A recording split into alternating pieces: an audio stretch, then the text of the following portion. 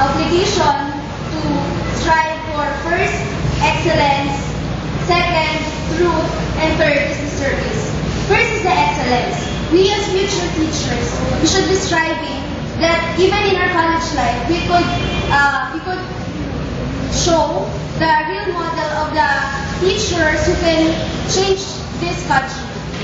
Even in the middle of the education issues that our country is facing now, we should be striving to show everybody that is around us that we are better, that we are striving to be better, and we are striving to be the best in the whole Asia.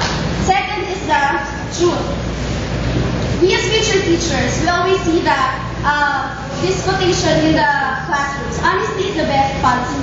We are used to see that. But what is the real meaning of honesty?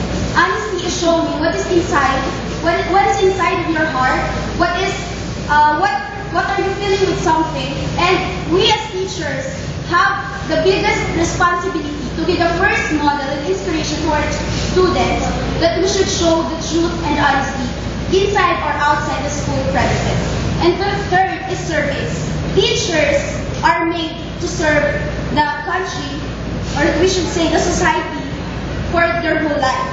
It's a lifelong passion, it's a lifelong commitment that we should always